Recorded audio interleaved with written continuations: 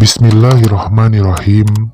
Assalamualaikum warahmatullahi wabarakatuh.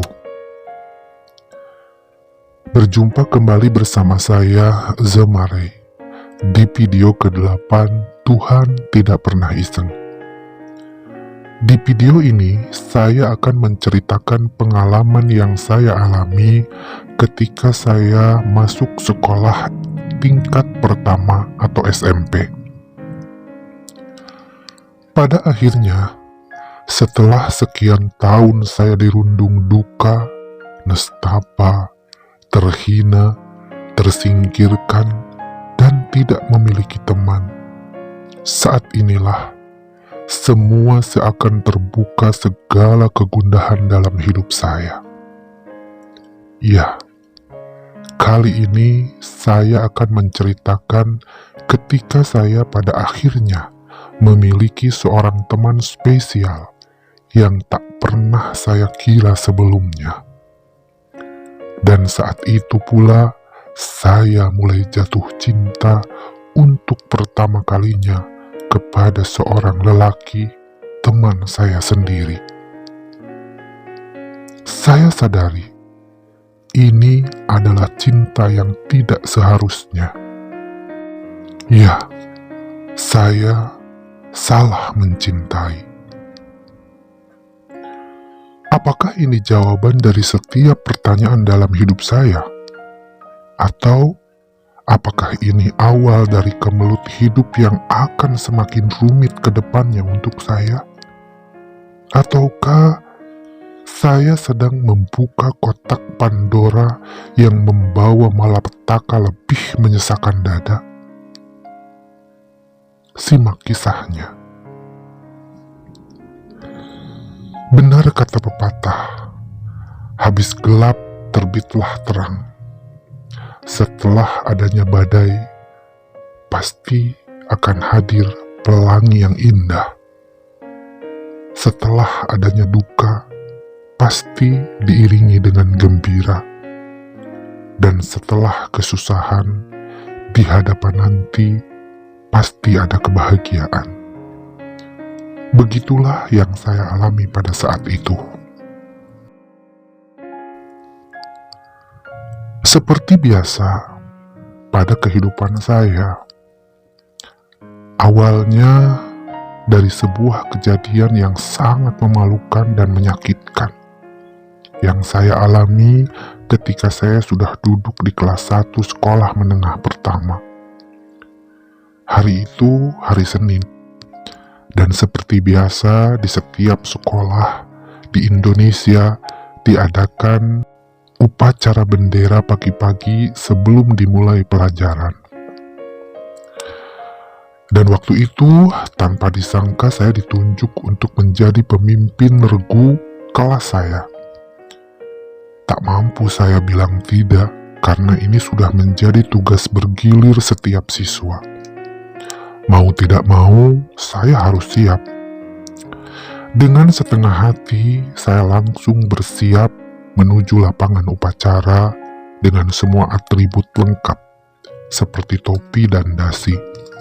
Sebuah kewajiban yang diharuskan dipakai tiap siswa ketika melaksanakan upacara bendera. Dan upacara pun dimulai. Setiap barisan siswa yang berjejer rapi, dari mulai kelas 1 sampai kelas 3 sudah siap. Saya berdiri di samping barisan kelas saya. Tugas saya memimpin barisan ketika harus mengikuti instruksi pembawa acara dalam upacara itu. Dalam hati saya saat itu berkecamuk berbagai perasaan.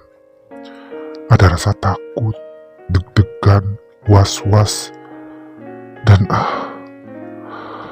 pokoknya tidak bisa dikatakan.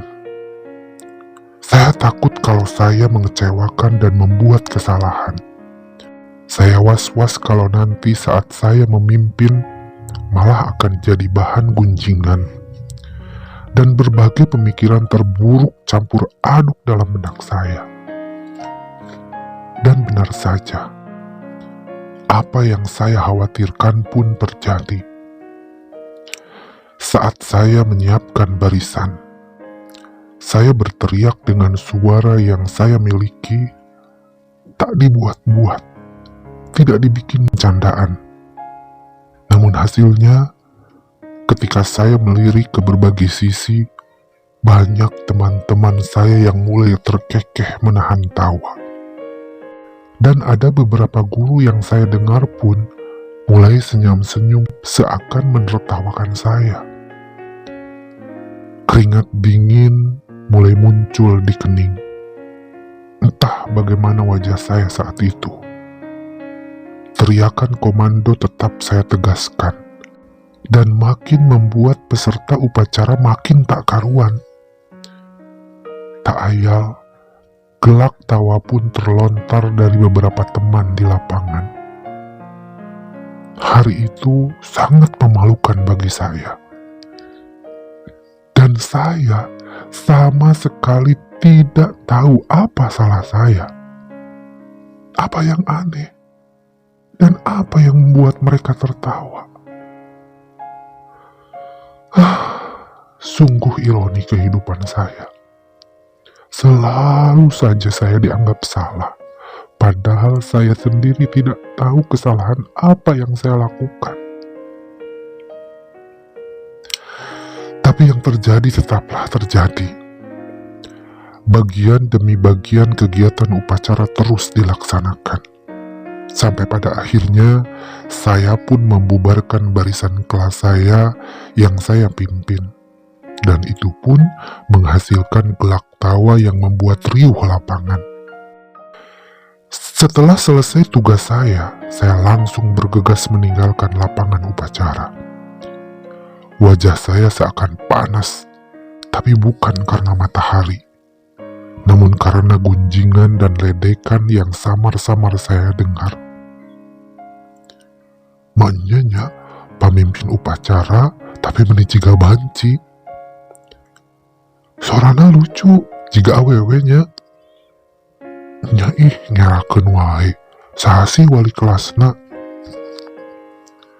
Itulah gunjingan demi gunjingan yang saya dengar dari mulut-mulut teman-teman yang sama-sama menuju ruangan kelas untuk memulai pelajaran. Ketika sampai di kelas, saya langsung menuju bangku tempat saya duduk. Dan saya hempaskan tubuh lemah ini di kursi bagian paling belakang, tempat duduk seperti biasa setiap hari. Berjemur di panasnya matahari ketika upacara, saya rasakan tak seberapa gerahnya. Tapi kejadian teman-teman sekelas, malah teman-teman kelas lain yang menertawakan saya, sungguh membuat hati ini hancur berantakan. Saya tekuk wajah saya diam beribu bahasa, dan saya segera ambil buku untuk memulai pelajaran pertama. Seiring, guru pengajar pun sudah hadir di dalam kelas. Saya ikuti pelajaran pertama saat itu, dan saya mencoba konsentrasi mencerna setiap penjelasan guru. Dan pelajaran pun selesai. Setelah pelajaran pertama berakhir, lega rasanya. Tapi, kelegaan hati saya cuma sebentar. Semua buyar oleh ucapan guru pengajar saya. Ray, pelajaran selesai. Kamu sekarang segera ke ruangan kepala sekolah ya. Kamu dipanggil Bapak Kepala Sekolah. Begitu kata ibu guru langsung kepada saya. Saya hanya mampu mengiyakan dengan wajah yang mulai meredup. 1000 tanda tanya mulai muncul di benak ini. Entah apa yang akan saya alami nanti. Dalam hati saya berpikir, sepertinya hari ini akan menjadi hari yang sial untuk saya di sekolah. Saya pun beringsut dari tempat duduk, dan saya mencoba untuk tetap tegar dan siap menghadapi berbagai kemungkinan yang akan terjadi. Langkah saya berat menuju ruangan kantor kepala sekolah. Dada saya sesak oleh ketidakyakinan, dan rasanya kepala saya ini pening oleh berbagai tanya. Ada apa ini? Apakah saya melakukan kesalahan? Apakah yang akan terjadi? Pokoknya berkecamuk segala pikiran negatif ketika saya berjalan menuju ruangan. Setelah sampai di ruangan kepala sekolah, saya langsung dipersilahkan masuk. Saya melihat sudah ada bapak kepala sekolah yang duduk di kursi kebesarannya sambil menopangkan tangannya di dagu. Dan matanya melihat saya. Saya pun segera menuju kursi di pinggir tembok yang berhadapan langsung dengan dua guru yang sedari tadi sudah ada di sana. Saya hafal, itu guru BK dan guru olahraga. Suasana mulai terasa mencekam, seperti melewati pekuburan di tengah malam. Saya merasakan ketegangan yang luar biasa. Bapak kepala sekolah mempersilahkan saya duduk, dan baru saja beberapa detik pantat saya menempel di kursi. Pertanyaan demi pertanyaan, atau bahkan lebih tepatnya pernyataan yang menyakitkan, langsung meluncur dari salah satu guru yang sedari tadi sudah duduk. "Kamu tahu kan, kamu dipanggil ke sini kenapa?" Tanya guru BK setengah membentak. Saya hanya menggelengkan kepala karena saya tidak sanggup untuk berkata, dan karena memang saya tidak tahu. Lalu dilanjut oleh guru olahraga yang langsung mengatakan, "Kamu ini perempuan atau laki-laki? Kenapa tadi lagi upacara, kamu memalukan seperti itu?" Bentaknya dengan nada tinggi. "Kalau kamu laki-laki, kenapa kamu tadi jadi pemimpin upacara kayak perempuan? Apa bagus kayak begitu?" Guru BK kembali menambahkan pernyataan yang membuat makin nyelekit hati ini. Tak ada sepatah kata pun dari mulut saya. Saya hanya menundukkan kepala sedalam-dalamnya. "Kamu malah diam. Kalau ditanya itu harus dijawab." Bentaknya lagi seakan geram melihat saya. Dicecar dengan berbagai kalimat tidak mengenakan begitu, saya semakin kalut, ketakutan dan makin bingung. Apa yang harus saya jawab? Dalam benak ini berpikir, itu bukan pertanyaan, tapi penghakiman sepihak yang dipaksakan. Semua pertanyaan yang dilontarkan tak bisa saya jawab. Pertanyaan-pertanyaan itu seakan sebilah pedang yang menghujam, menusuk dan mengiris jantung saya. Sakit sekali rasanya. Bapak kepala sekolah yang selama ini tampak begitu simpatik pun mulai menyudutkan saya. "Ray, kamu harus tahu, kamu sudah bikin upacara tadi jadi tidak serius dan kacau. Mulai minggu depan, kamu sudah tidak boleh lagi jadi pemimpin regu. Mengerti?" Kata bapak kepala sekolah langsung memvonis saya. Mendengar ucapan itu, hati saya semakin terasa perih, sakit, dan entah bagaimana rasanya. Kaki saya mulai gemetar. Kelopak mata saya mulai panas. Air mata yang sedari tadi ditahan mulai menggenang dan mengalir di kedua pipi saya. Ingin rasanya saya menjerit, melepaskan beban ini ke hadapan muka mereka, ke hadapan guru saya dan bapak kepala sekolah. Apa salah saya? Apa yang sudah saya perbuat? Begitu burukkah sikap saya sehingga saya dianggap mengganggu kehidmatan upacara hari ini? Namun, kalimat itu tak terlontar pada kenyataannya. Saya hanya bisa menahan itu semua dalam dada yang penat. Saya semakin bingung dan tidak paham dengan apa yang terjadi pada diri saya. Mengapa begitu banyak orang yang membenci dan memojokkan saya? Apakah saya dilahirkan untuk menjadi orang yang terhina seperti itu? Entahlah, saya tidak bisa apa-apa saat itu. Mereka bertiga terus mencaci maki saya tanpa ada rasa kasihan. Bagai menghadapi buronan, tatapan sinis mereka menusuk tubuh ini. Dan setelah mereka puas dengan berbagai omelan, saya pun diizinkan untuk keluar dan disuruh masuk lagi ke kelas. Saya berlalu dari tempat memuakan itu. Kemudian, dengan rasa dongkol dan pilu di dada, saya kembali melangkahkan kaki menuju kelas saya untuk mengikuti pelajaran berikutnya. Tak mampu saya rasanya menengadahkan kepala ini di depan teman-teman yang menatap dengan penuh tanda tanya. Saya langsung menuju kursi tempat saya duduk dan menghempaskan tubuh saya. Berbagai pertanyaan dari teman-teman sekelas silih berganti menghampiri saya, namun tetap tidak saya gubris sedikit pun. Ketika saya dalam keadaan yang kacau balau pikiran dan perasaan saat itu, tanpa disangka, ada satu teman sekelas saya, seorang laki-laki yang boleh dibilang jauh dari pemikiran saya, kalau dia bakal peduli akan apa yang menimpa saya.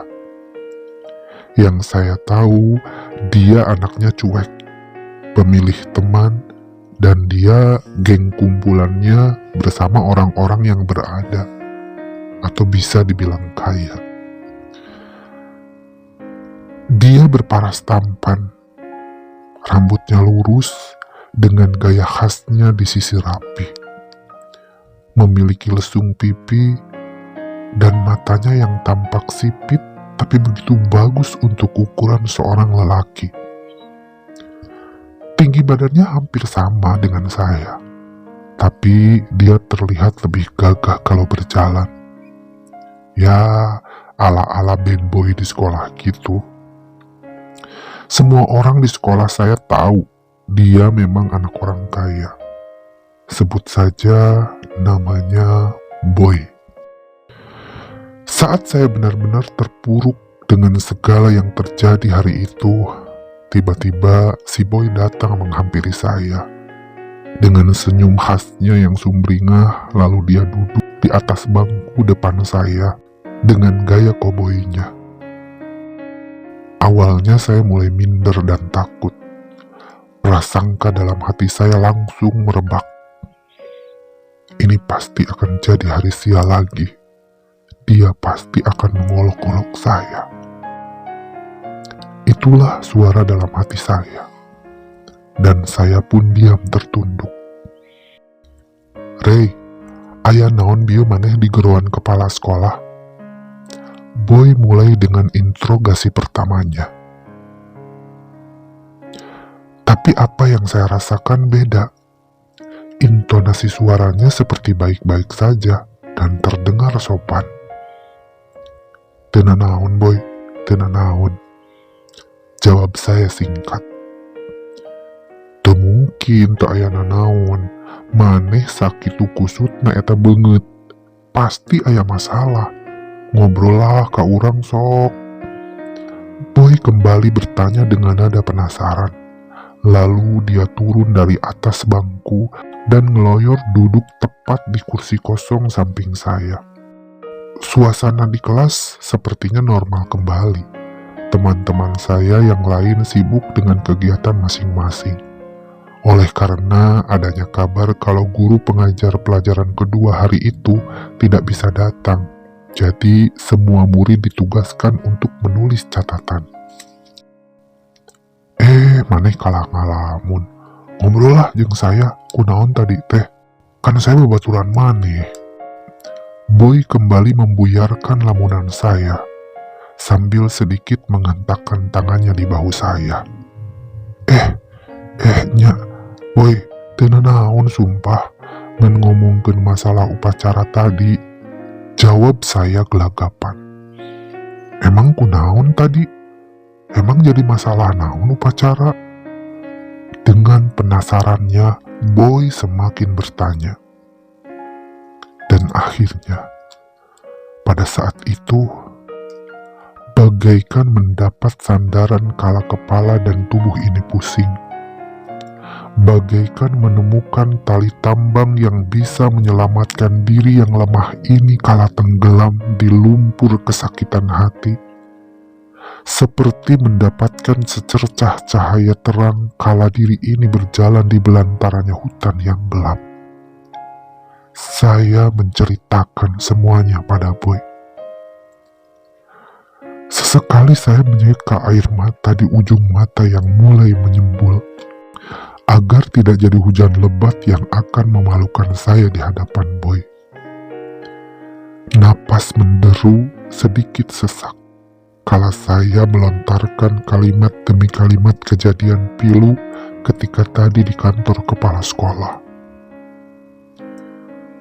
Boy benar-benar jadi pendengar yang baik.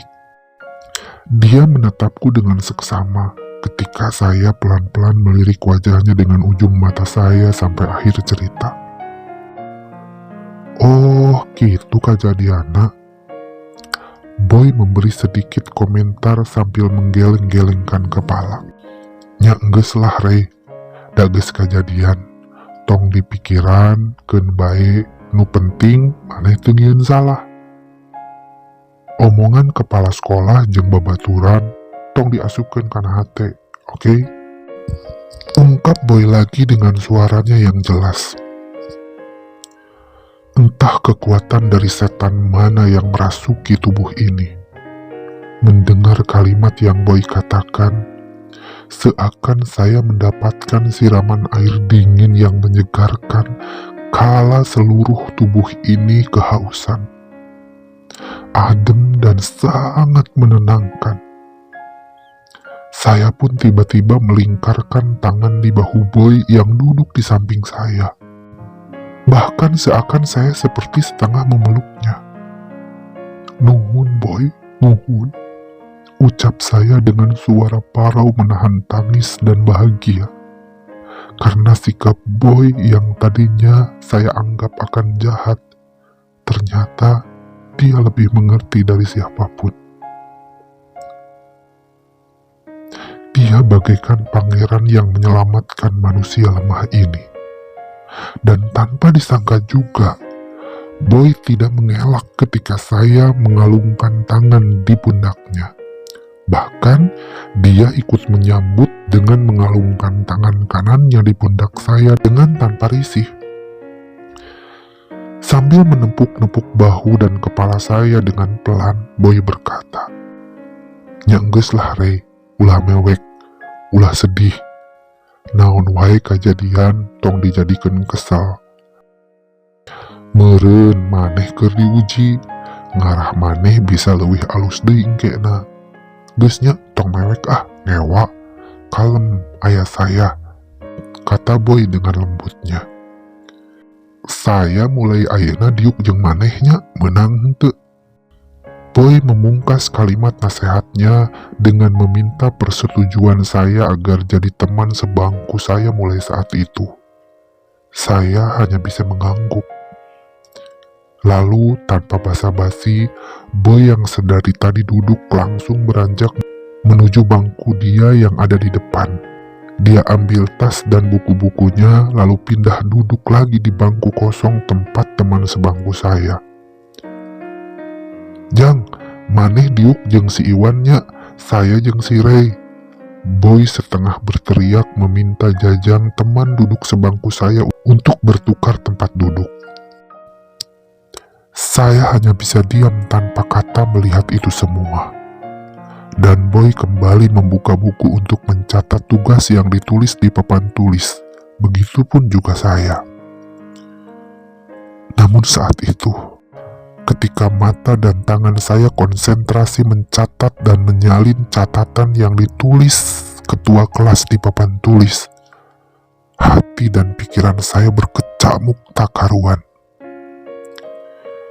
Saat itulah saya mulai merasakan sesuatu yang aneh pada diri saya.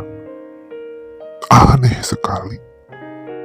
Ada perasaan lain dalam hati ini saat berada di rangkulan bahunya Boy. Saya merasakan kehangatan yang tiada tara. Begitu mengena tepat di jantung hati saya. Apalagi setiap kata dan kalimat yang Boy ucapkan dengan lembutnya, saya merasakan kenyamanan yang teramat dalam. Ya Tuhan, kenapa saya ini? Jeritku di dalam batin sambil sesekali melirik Boy yang fokus menulis di samping saya. Ada kebahagiaan yang saya rasakan datang tiba-tiba saat Boy memutuskan untuk duduk bersama saya. Apalagi ucapannya bagaikan embun pagi hari yang menyejukkan. Seketika semangat saya mulai bangkit lagi. Saya berjanji dalam diri untuk tegar menghadapi apapun yang terjadi. Dengan semangat yang ditularkan Boy, hari itu saya bisa melewati pelajaran demi pelajaran dengan hati yang lega dan ceria. Kesakitan, perlakuan tak adil, cemoohan dan hinaan yang awalnya saya terima hari itu seketika hilang tak berbekas, terganti jadi kebahagiaan yang tak bisa saya ungkapkan. Ketika saat itu, saya tidak mengerti akan apa yang saya rasakan. Tapi saat ini, kalau saya boleh bilang, saat itu saya sedang jatuh cinta pada pandangan pertama pada dia. Ya, dia yang tak boleh saya cintai. Saya salah mencintai, karena dia sama-sama lelaki. Tapi setidaknya saat itu saya merasakan kebahagiaan tiada tara setelah melewati begitu banyak kesakitan yang saya terima. Keadilan Tuhan mulai saya rasakan saat itu. Tapi apakah benar ini ketentuan Tuhan?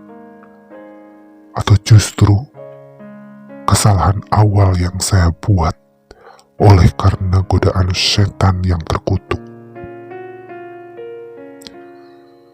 Bagaimana kisah selanjutnya? Apa yang terjadi antara saya dan Boy?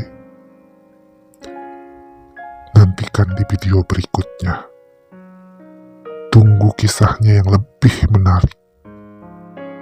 Dan jangan lupa untuk like, komen, juga share video saya. Dan juga subscribe agar saya makin semangat membuat video. Terima kasih.